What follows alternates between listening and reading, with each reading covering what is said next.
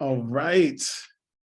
Greetings, everyone. We'll let people start to roll in now that we've opened up the webinar. Really excited to have people here for our amazing conversation this afternoon, where we have the illustrious, the amazing, the phenomenal Dr. Christina Cipriano, Assistant Professor of the Yale Child Studies Center, Director of Research for the Yale Center for Emotional Intelligence. She's actually opened up her own Center for Research, so we're going to get into that as well.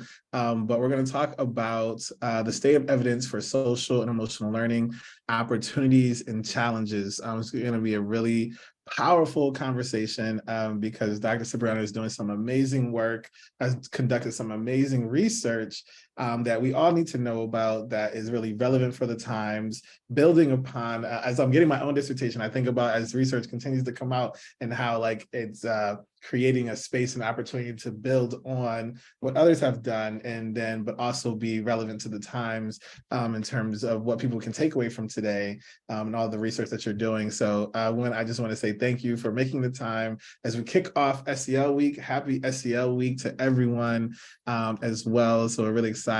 Before we get to the introduction and hear from Dr. Cipriano, if people could just drop into the chat who you are, where you're from, where you're checking in from, what school, what district you are representing, drop that into the chat. We would thoroughly appreciate that. But we, again, really happy SEL week. And Dr. Cipriano, how are you? How are you doing? Happy Monday, happy SEL week.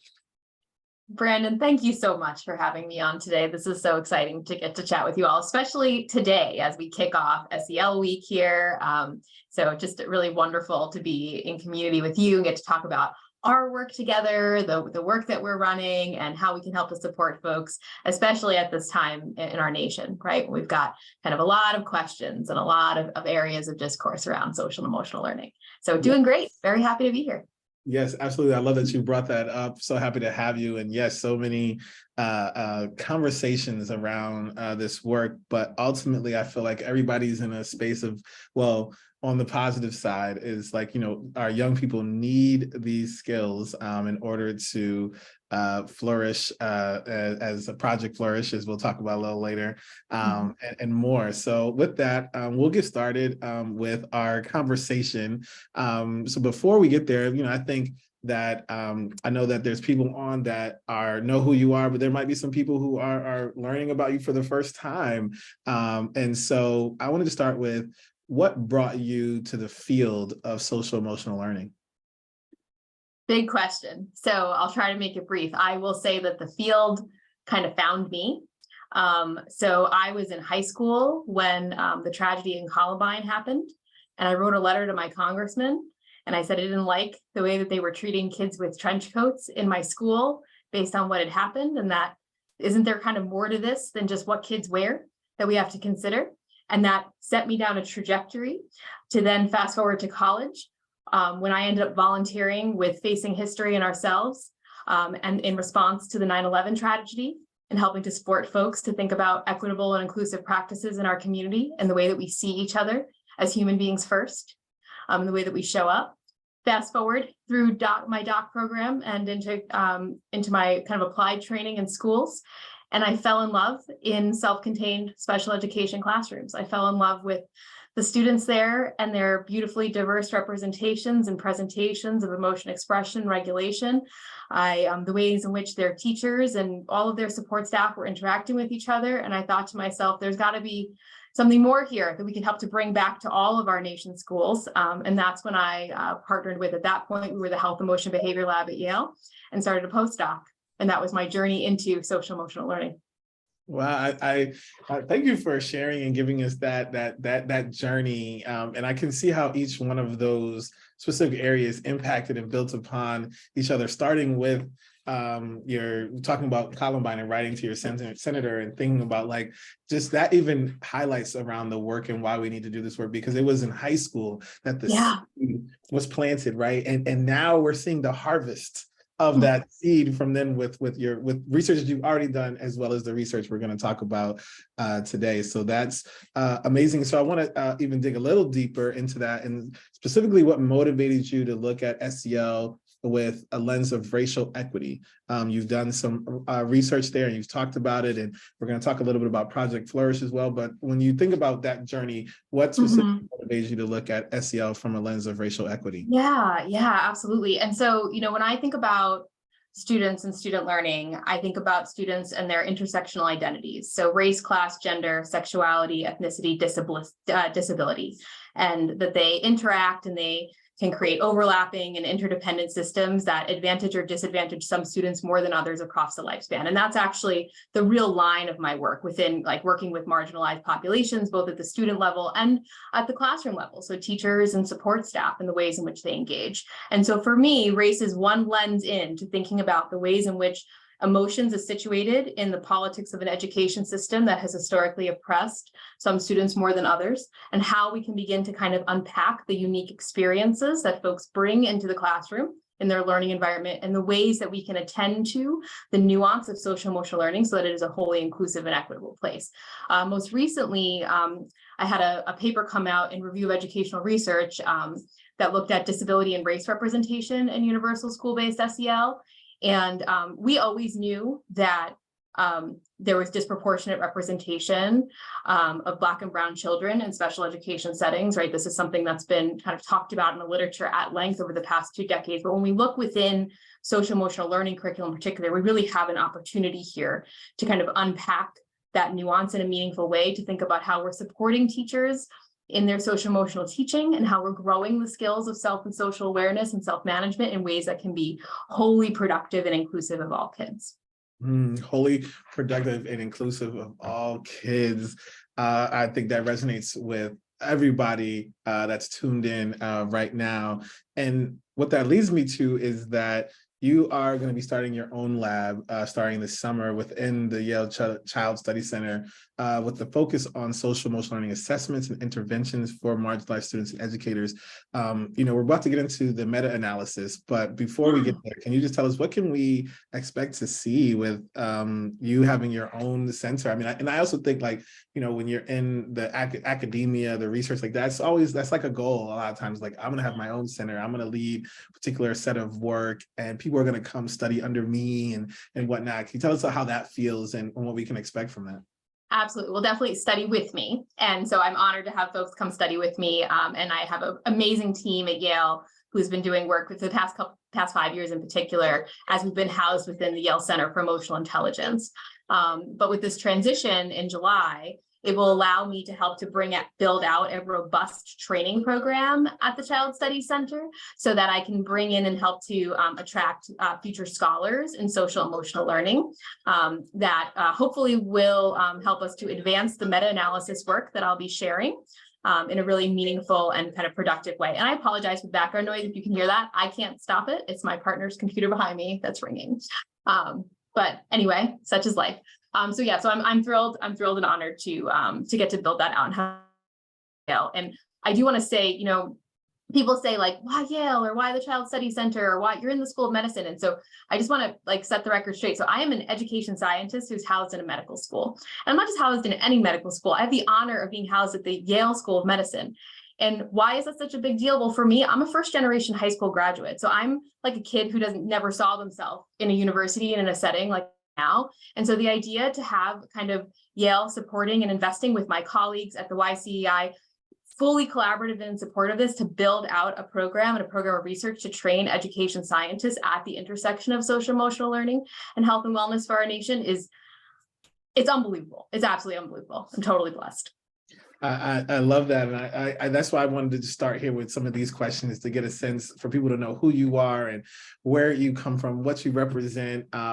Because I think, I think about, as I've done my dissertation and working on it and thinking about all the people that I've cited, I think it's so important and honor to speak to you, because people already cite you. And with this new research that has come out, you're going to be on every paper, every dissertation from 2022, 2023 on, talking about social emotional learning. So I think that, because The derelict one, which is a question I'll ask later, is one that's if you do anything around social emotional learning, you're going to cite that research, right? And so you're building upon that. So listen, we're going to get into that. So we're going to move right into this meta-analysis. And so first to start, tell us about why the name that you chose in terms of what it's titled, and what was the motivation behind the project, the meta-analysis? Yeah. So it's a contemporary meta-analysis of school-based SEL interventions, K-12, worldwide. And that was really intentional. But how I got there was partly accidental. So I was funded to look at intersectional student identity representation in universal school-based SEL interventions at the elementary school level in the US as part of a grant. That was in 2019. And as we started that project, we were going to conduct this review paper, this little review paper. That little review paper turned into us falling into the Grand Canyon of, wow, there is so much evidence here that hasn't been looked at as a comprehensive package. Now, there have been a lot of meta-analyses since Sterlach's 2011 paper. He'll be the first to tell you it, and I will be the second one. But they haven't been all-inclusive of what we contemporarily consider social emotional learning. So some of them took a positive youth development one. Some of them looked at only those that met the criteria under ESSA. Some of them looked at the way Goldman has set forth of emotional intelligence, and that was the inclusion criteria. But there wasn't one that had really evolved from the 2011 paper that Durlick and colleagues put out and looked at the whole continuum of social emotional learning. And so that is what we set forth to do in this review, and do so in a contemporary way.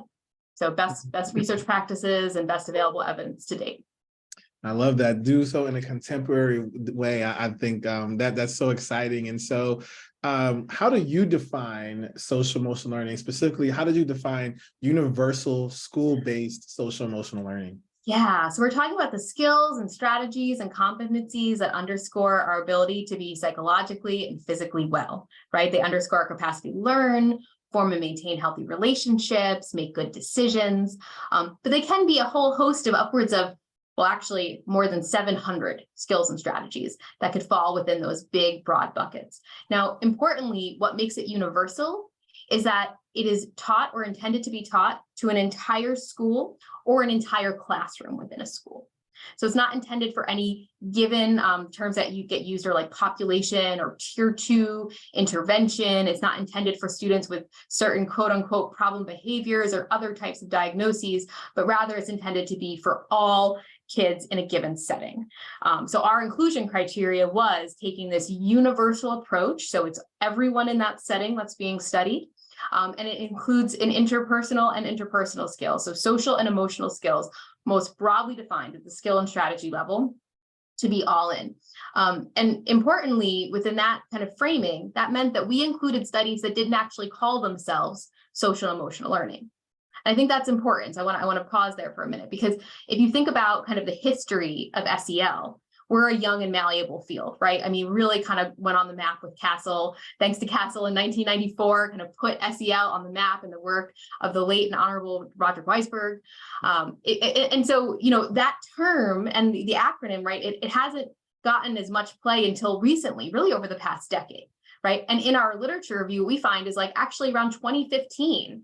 And you can think about that as the timing of ESSA in 2015 that we saw this peak in folks beginning to use the term social emotional learning to talk about their program approach. But there are a whole host of ways people talk about character education, emotional intelligence, positive youth development, anti-bullying work, and so forth that fall within, and mindfulness, and within mindfulness, the sex. So we wanted to make sure to be all inclusive. So we went down to the skill and strategy level of the intervention to the best of our ability to find, to be able to make sure that we really had a picture of anything that could contemporarily be considered SEL. That right there is what makes this so powerful, that you've included all these different places, because I think that oftentimes people think of them as siloed things, that they're not, and all these things, SEL is the plate, as we would like to say, all these things fit in there. And something else you said that really stuck out to me, 700 different skills.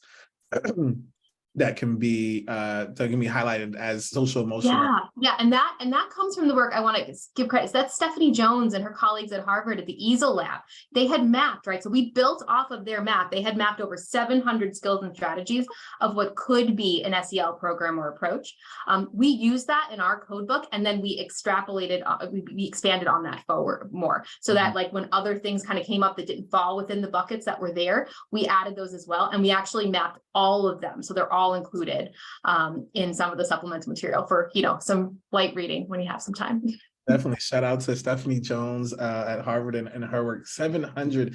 And also I love that you mentioned universal being, entire classroom, entire school. A lot of times when I give presentations, I actually talk about the importance of universal programs that we need, and specifically as a Black male.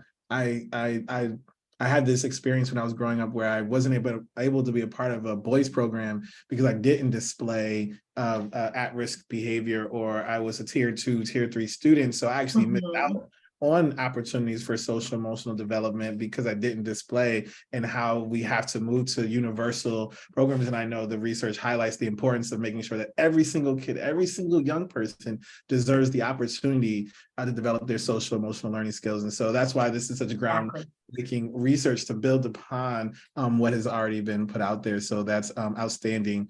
Thank you. And so thinking about with research, right? For those who are unfamiliar with a meta-analysis and systemic review, tell us a little bit more about what that process entails for those who may not know just how it all comes together on that research side. Yeah, so when you're doing a systematic review and a meta-analysis, it really is kind of an organized synthesis of a body of work. So the idea is that you can say with confidence what we could significantly expect to see as outcomes based on kind of the whole host of what you put into the equation or the ingredients. And so it's looking at the high level to aggregate out. So it's not specific to any one program or approach, but rather across the whole body of evidence that exists for SEL interventions, universal in the K-12 setting.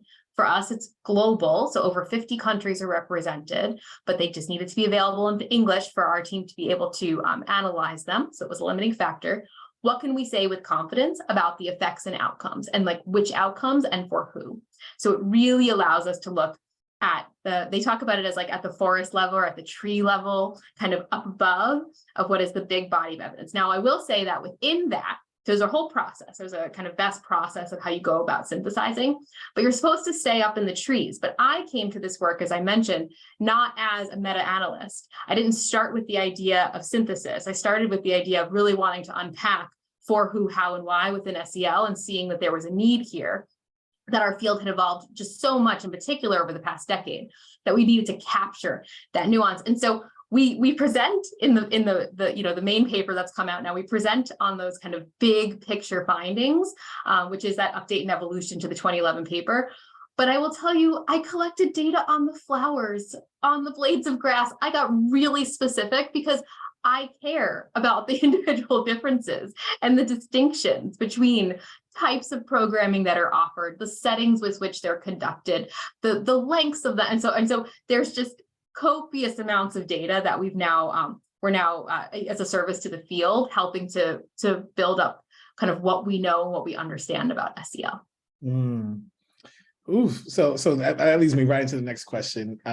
What do you feel with that, and digging so deep, what has been the most interesting or surprising findings in doing this work?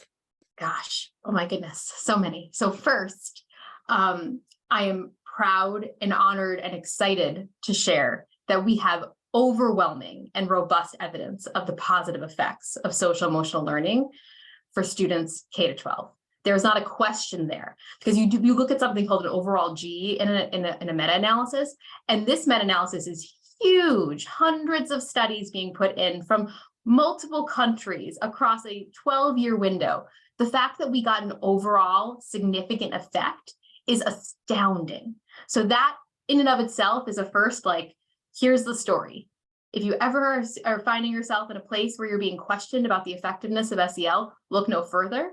New evidence suggests overwhelming, positive, robust evidence of the effectiveness of SEL. And then it's what types of effects.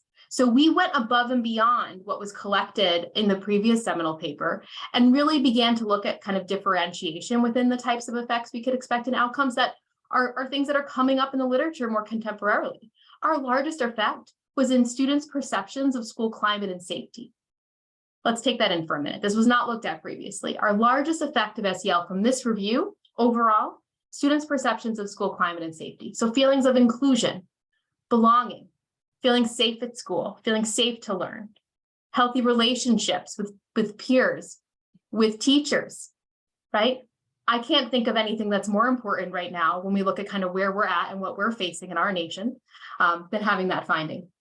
In addition to that, we also separated out effects of civic attitudes and behaviors alongside prosociality. They both come out significant. We don't need to lump them all together. We can look at them separately and how in helping behaviors and also the broader good of the community, right? And what the potential is for social emotional learning.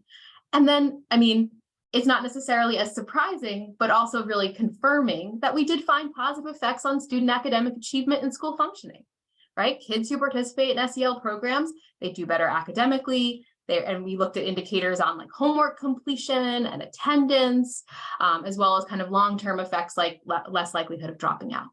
So it's a really exciting time for us.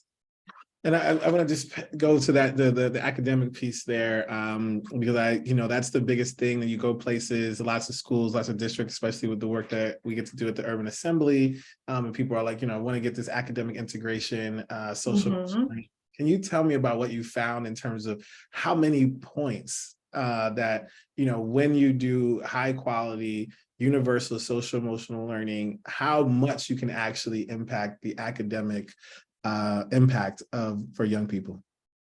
Yeah, absolutely. So when we look at the positive effects of social emotional learning, we look at something called the index of achievement that's used from the What Works Clearinghouse. And what we see is a 12.5 percentile increase in students' perceptions of school climate and safety, right? So our highest and largest, and also we see upwards of 5% increase in students' academic achievement at this phase. Now, Brandon, your question in particular was about high quality. And I do want to pause there and say, that's our effect for overall. That's not looking at only high quality studies. That is something that's currently under review that we're working on. So I'll be following up with that soon.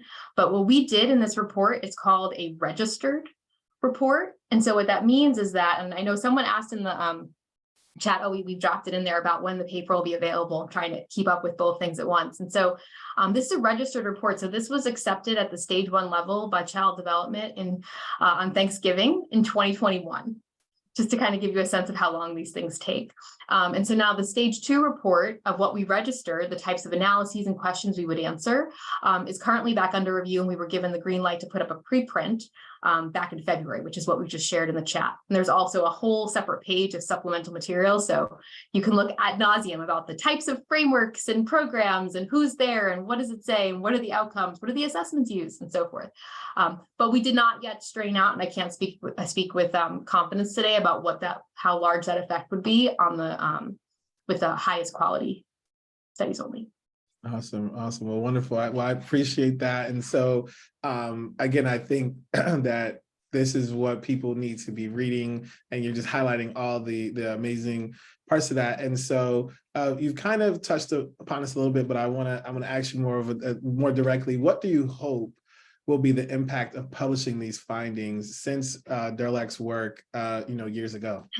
Yeah. So, well, first I want to say, so Joe is a mentor of mine, and Dr. Derlach is a co-author on this paper. And so he's been involved with us kind of since we were in like stage 2 of the process.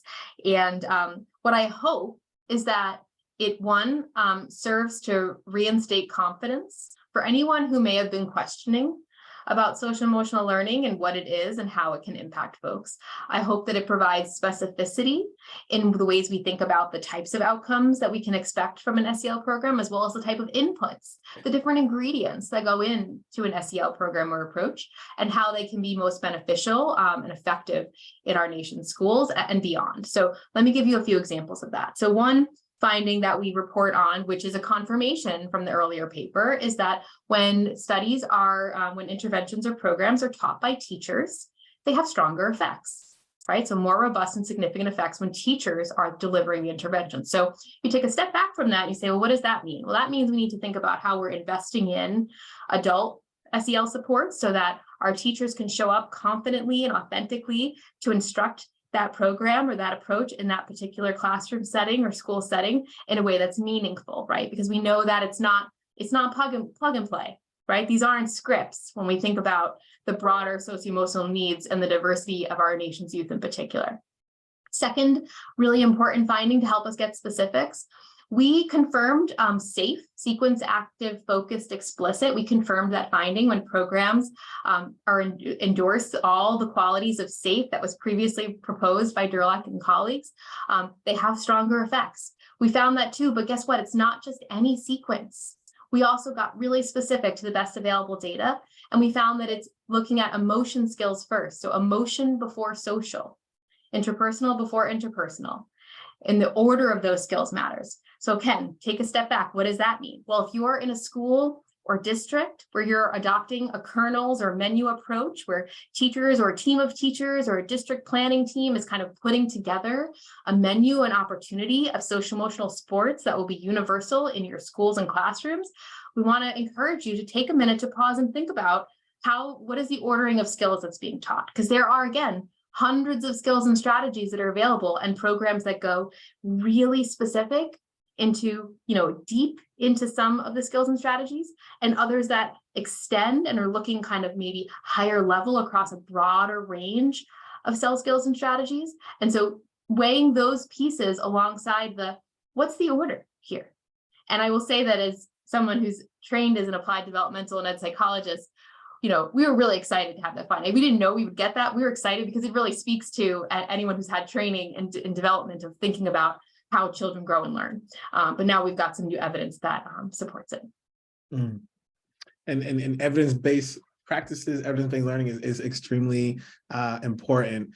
And so moving to my next question is, what do you feel these findings mean for schools and universal school-based social emotional learning, maybe specifically for marginalized students and educators? Yeah. So again, they speak to the findings, speak to the confidence in the programming and the approaches.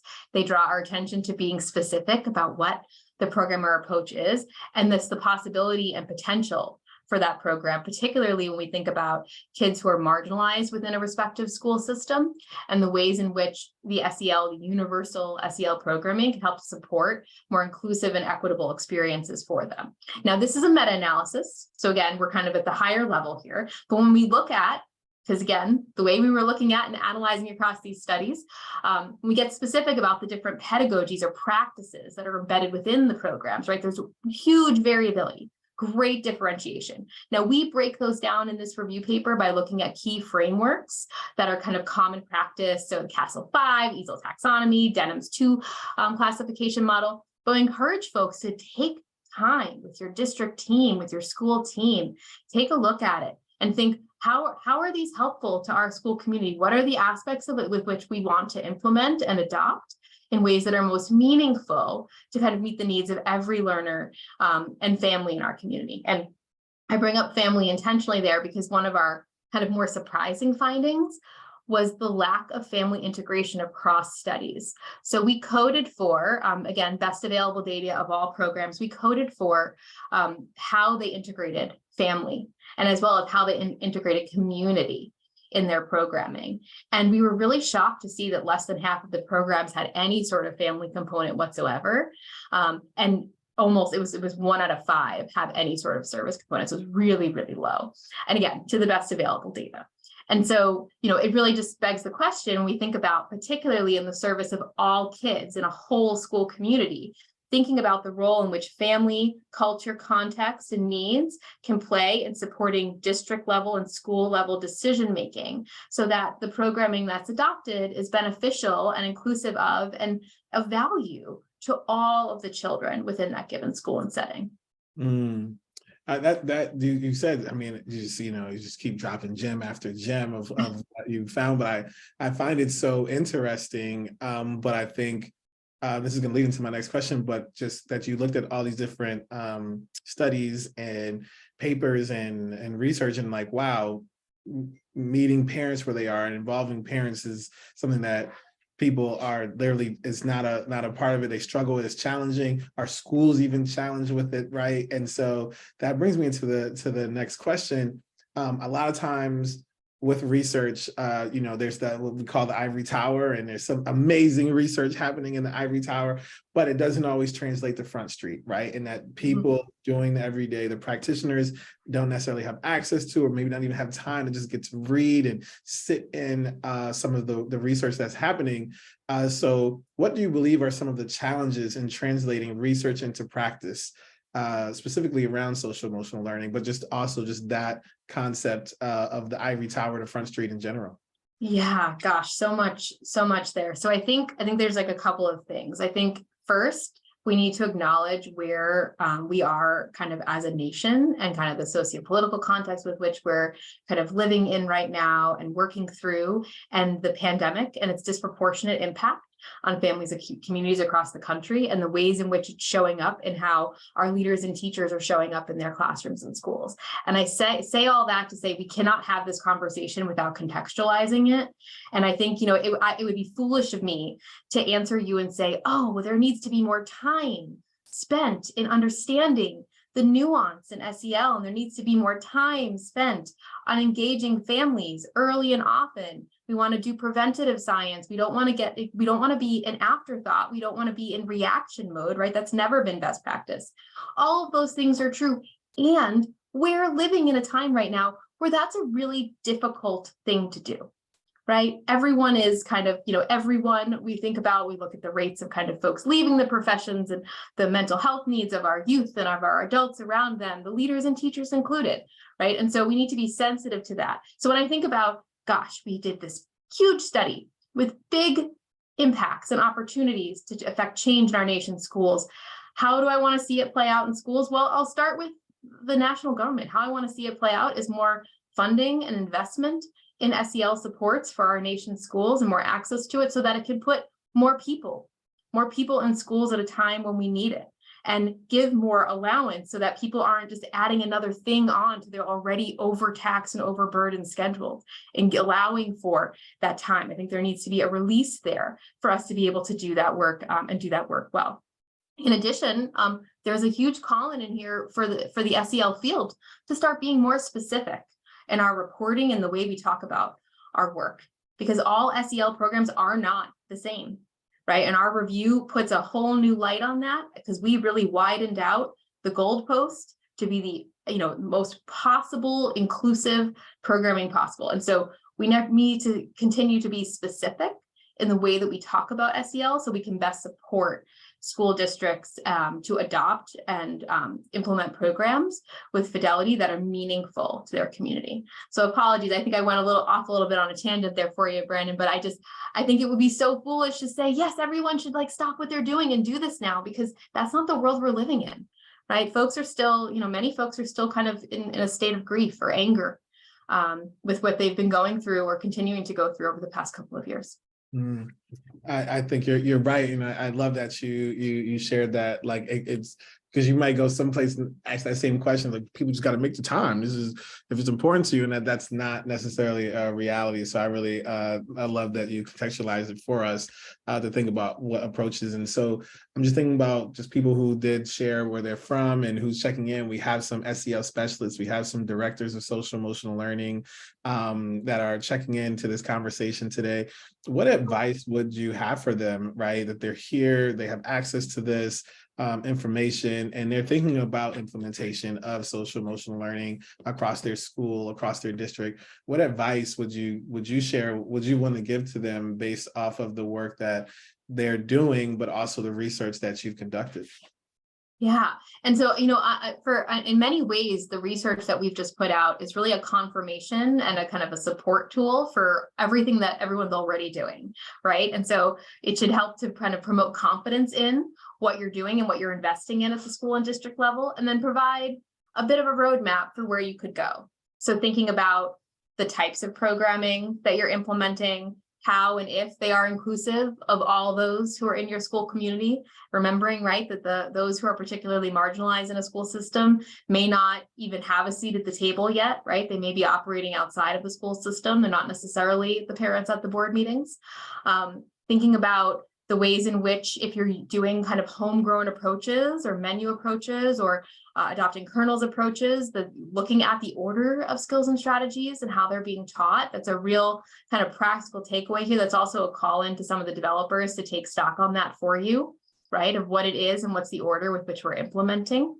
And also giving yourself I just encourage all to give each other grace here, right? This is not something you do at 3 o'clock on Tuesday. I think everyone on this call knows this. It's a life's work in the ways in which we think about and intentionally evolve and integrate our social emotional learning alongside our development as we move through our school experiences together and, continue to co-construct the world we want for all of our kids in their learning and their growth. And so knowing that it has to change, give yourself that grace to evolve together and grow together, keep what's working, and be continuously open to that growth.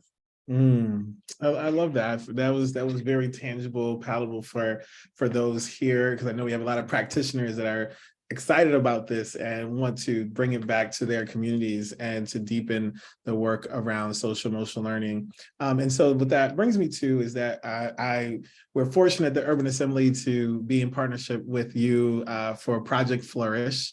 And building upon some of this research that you're doing and doing some more research, could you tell us more about Project Flourish and your collaboration with the Urban Assembly, Chan Zuckerberg Initiative, and Trajectory of Hope?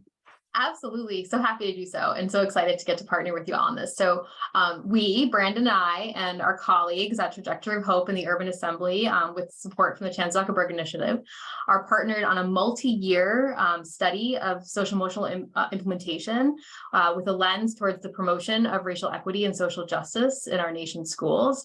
And we're doing so in a really kind of creative way. So we're looking at SEL assessment as intervention and what it takes to invest and implement sustainable SEL with the lens of racial equity and social justice across different types of schools and through different types of community organizations.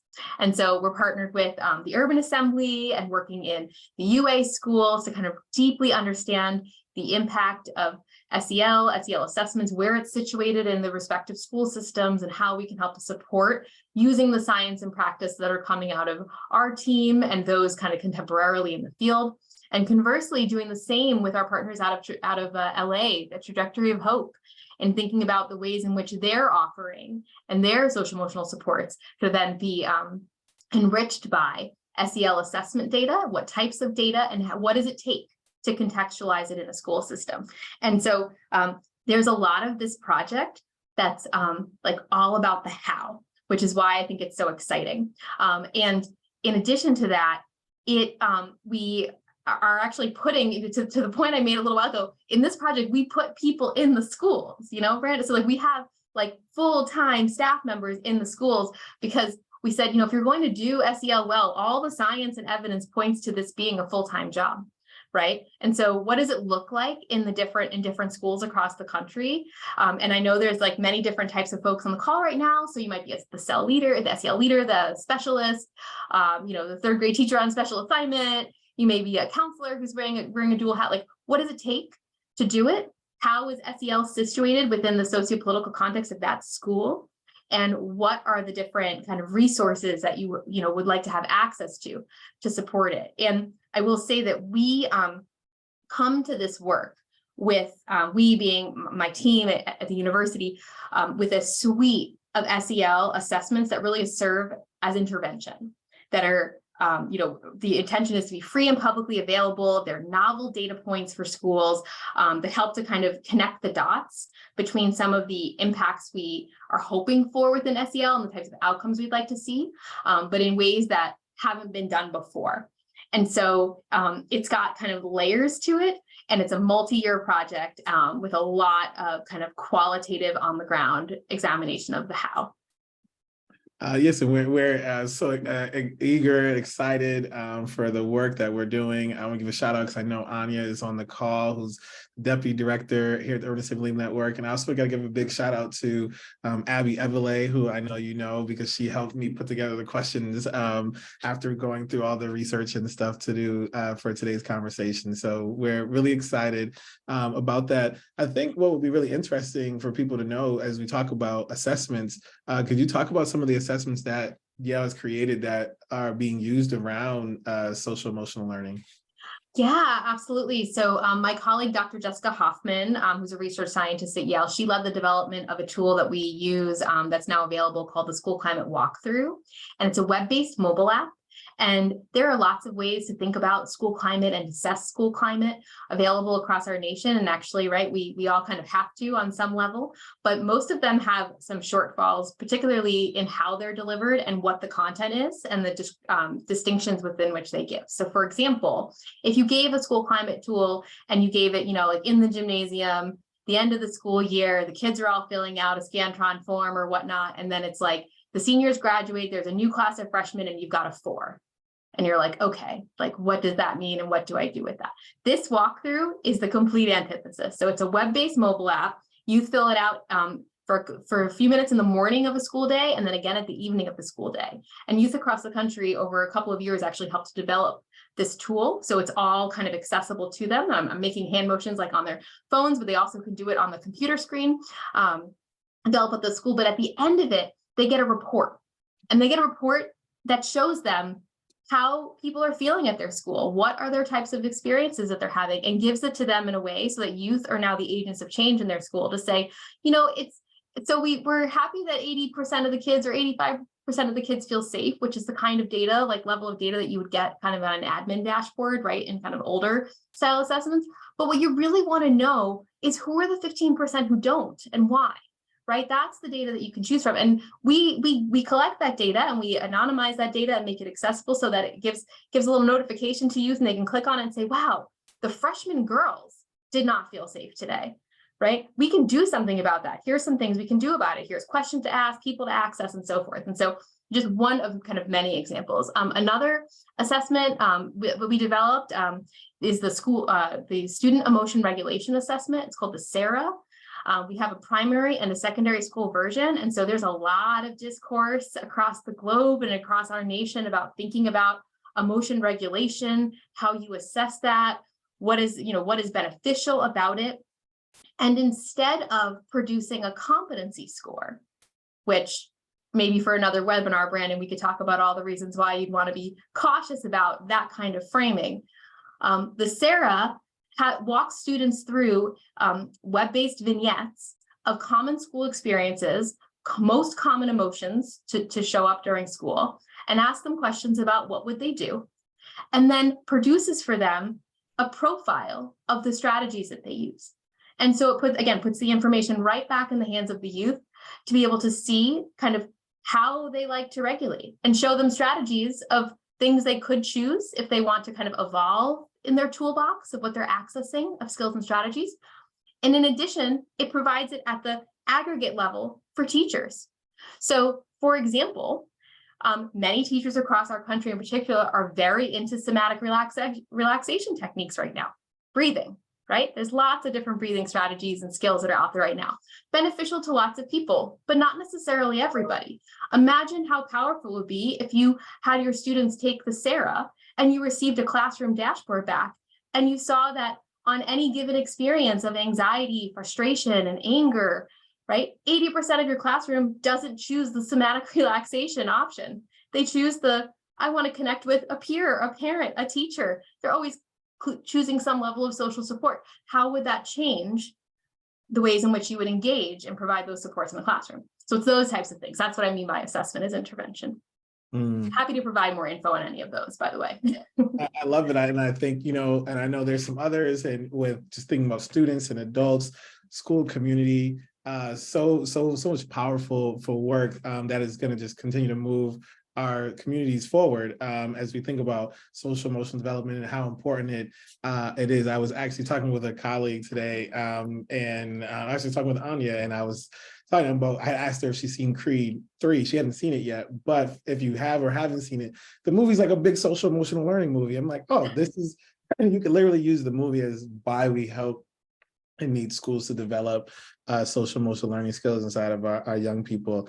So that is outstanding. So with that, I want to just say to anybody, if you have a question, you can drop it in the chat. You can drop it in the question and answer. Please throw them out. I have like one more question left that I'm going to ask, but please drop into the chat any questions that you have, or the question and answer box, and we'll make sure we get those questions asked. So thinking about that, thinking about this evidence that is coming out, what future research is needed to advance our understanding of the effectiveness of social emotional learning, in schools, and what are you doing there? What do you see?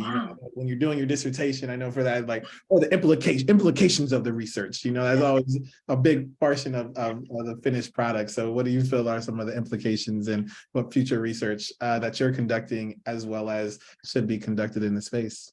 Absolutely. So I'm gonna like twist your question a little bit here, because I'm just recognizing and looking at the list here of the kind of folks that we've got on the line here. So we've got lots of amazing practitioners at different levels. And so when I think about the implications of this work and how you yourself can engage as a district leader or a school support person or an organization, we need to invest in making sure that we are collecting outcomes that matter, and that we're collecting implementation data.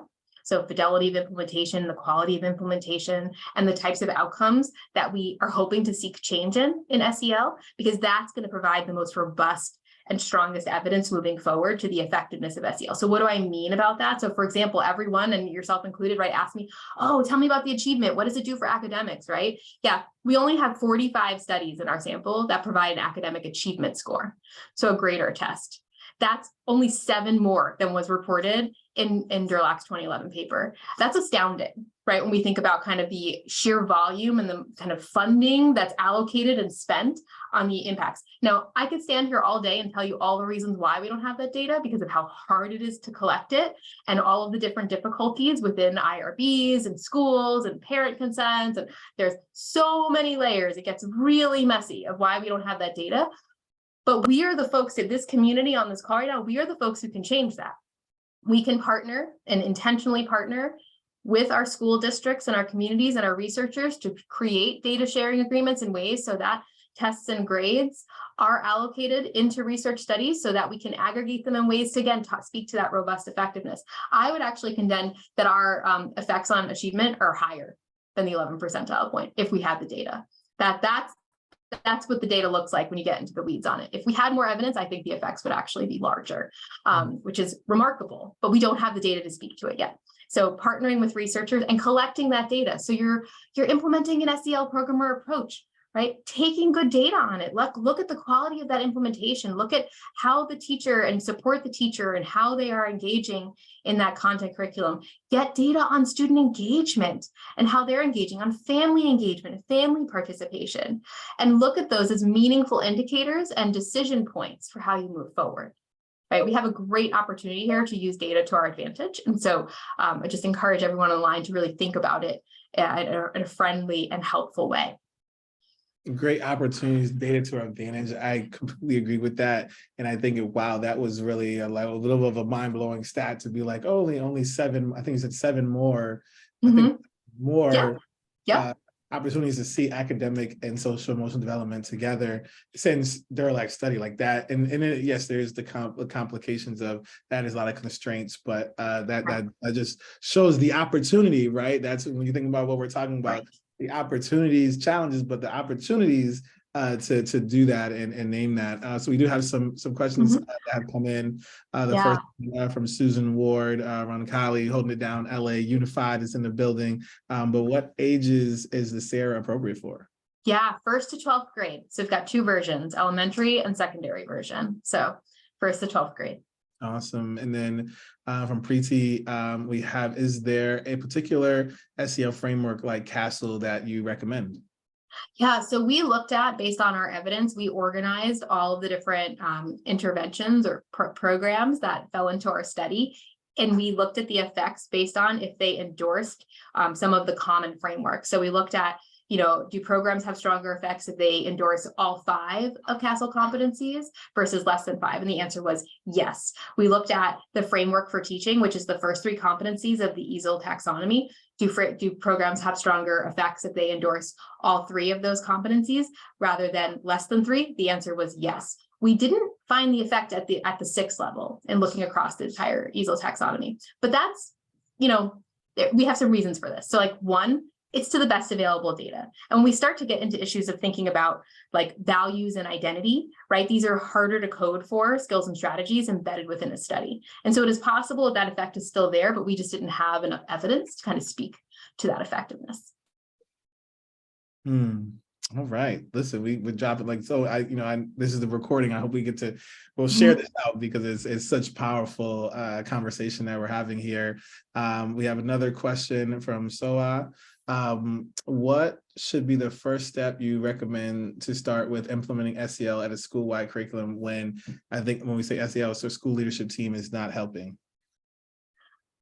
Oh, I didn't see the bottom part of that question. When the leadership team is not helping, well, I think that's actually exactly where you need to start is getting the leaders in the room and talking to and speaking to the importance of why so when we look at above and beyond this study, right? When we look at kind of the evidence of high quality program features and evidence of effectiveness of SEL, leader buy-in, leader support is critical to that equation.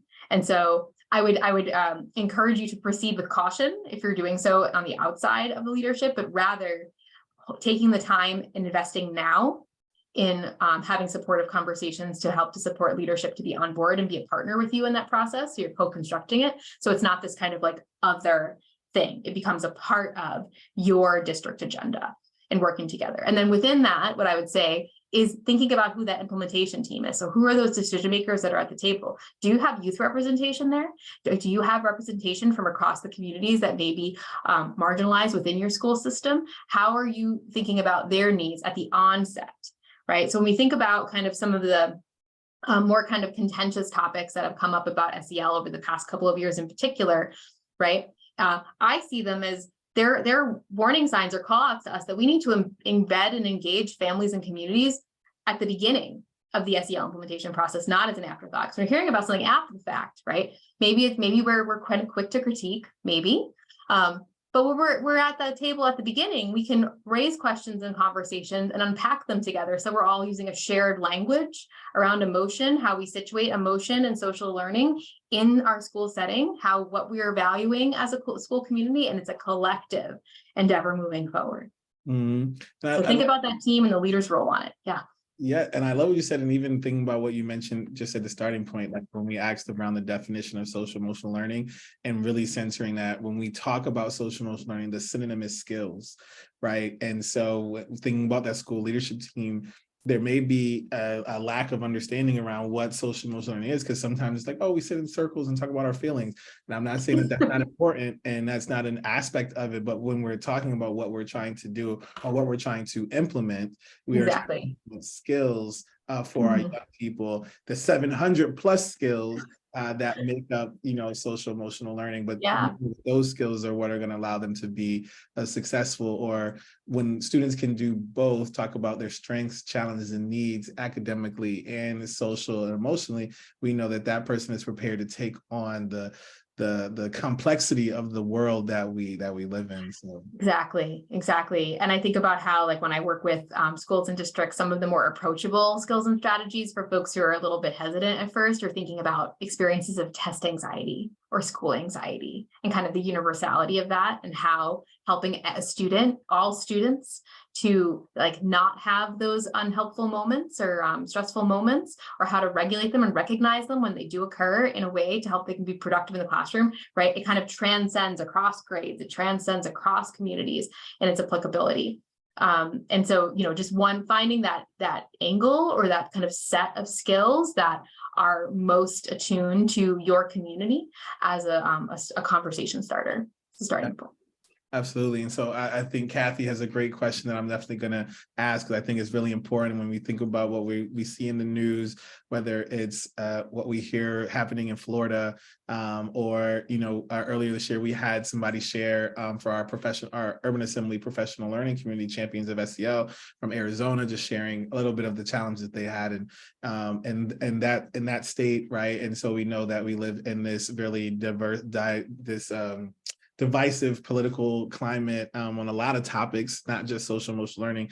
But Yeah. Kathy poses the question: what advice would you provide for communicating effectively about your findings when engaging with political opposition and to SEL in many states in order to better encourage common ground and forward progress?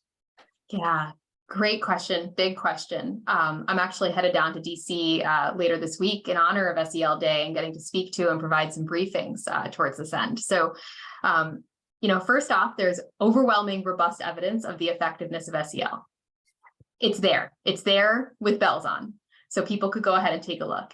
Secondly, there's a lot of kind of questions that come up in the politicization and misinformation that's floating around of like what it is, and kind of some kind of bending of the definition, if you will, to include a whole host of other things. So fill in the blank with what it is that you're engaged in your community.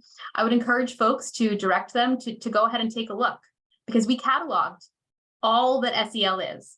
And I can tell you with confidence that some of the kind of higher, kind of more contentious topics that folks are bringing up across the country or misconstruing as social emotional learning, there is no evidence of them existing in our data set.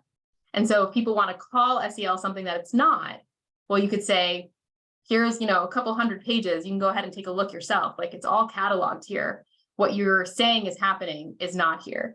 Now, if you don't want to take a defensive approach, another angle to this, which I prefer, is perspective taking, right? So when we think about the discourse and disagreement that's occurring in our nation's sociopolitical, so right now, what's happening sociopolitically, it's showing that we have kind of a lack of perspective taking at scale, right? And so when we think about the skills and strategies that are taught within SEL programs, perspective taking is one of them. Being able to understand and embrace difference in kind of the ways in which we understand each other's vantage point that we bring, our interests within it and our questions within it, and to be engaged in civil discourse, right? To be able to hear that difference, respect that difference, and us be able to come to mutually supportive conversations together. That is, in essence of social emotional learning, to have those skills and strategies. And so it's rather concerning that we are kind of politicizing the skills and strategies that would allow us to engage in kind of healthy political discourse. And so finding that angle within your school community would be one that I would encourage, and encourage with caution, because there are a lot of angry people right now. Absolutely. I love that you illustrated that way. I love your response. That was perfection. And I really think about, like, we need to develop these skills so that we can have common ground and forward progress. And we use our social emotional learning skills to get there. We have 3 minutes left. I'm going to come to one more question and then we'll close it out. This is from Taylor. When will we have access to the assessments mentioned? You mentioned some of the assessments that Yale is offering, or research literature connected to it. How could we maybe get that to people? We'd be happy to share that out as we send out the recording. Absolutely. So I think I see my colleague Linda on the line here. So Linda, if you want to drop an email address in the chat there for folks to shoot an email to follow up. And we've also got some kind of websites in transition around this. And so the easiest way may be an email right now, but you can also find us embedded on the School of Medicine website for follow-up there. I will say, in addition to the assessments that thanks Linda, the assessments that we have available, I'm also actively recruiting right now for an IES funded study. And I did want to just take a moment to kind of bring that up for the folks on the line. We're moving into our third year of developing something called the SEL Observation Checklist, or the SELOC. It's for elementary schools only, and it really unpacks that how of equitable and inclusive SEL practices. So what does that teaching look like, and how do you support a school leader or coach to debrief with that teacher in a way so that it increases the quality of their teaching of social emotional learning? And so we're currently seeking partners. Oh, I've got one on the line right now. Awesome. Thanks, Tracy. We're certainly recruiting partners to join us for next academic school year, and would just love the opportunity to connect with folks on this line and others to join us in this journey. It's been a really a really transformative learning journey for those who've been involved with us from the beginning. Outstanding. We're just about time. We got like 45 seconds left. Dr. Cipriano, thank you for taking the time to spend time with us and share your research, share hopes for the future, opportunities for the future, also covering the challenges. But we just thank you for your time. Thank you for your dedication to this work and the research that you're doing. It's an honor to be able to be in partnership with you, but also just to have you here for an hour, because I know you're really busy, because everybody across the world is like, we need you to come in and talk, about your research. So we appreciate that. Thank you for everyone who has tuned in today to our SEL Community Series. I know many people have been a part of our previous conversations. We're going to continue to have these amazing and powerful conversations with researchers, policymakers, practitioners around social emotional learning. And we also just encourage you to join us on June 2nd. June 2nd is the 6th annual Urban Assembly Social Emotional Learning Symposium in person, June 2nd, here in New York City. More information coming soon. We'd love to see you. Dr. Cipriano will be there as well. So we're excited. So please join us in person on June 2nd for the Urban Assembly Social Emotional Learning Symposium. Thank you, everyone. Have a marvelous Monday. Happy SEL week. I hope everybody has plans for SEL Day and doing things throughout the week to elevate, amplify social emotional learning and its importance for our young people. But thank you. Thanks so much, Brandon. Thanks, everybody. Oh, we got to take a quick picture real quick. Hold on. Take a shot with me and you. So, okay, so on 3, I'm gonna count to 3, and then we're gonna take it 1, 2, 3. Okay, I got it. Boom. All right. Well, thank you. Thanks so much. All righty. Have a great day.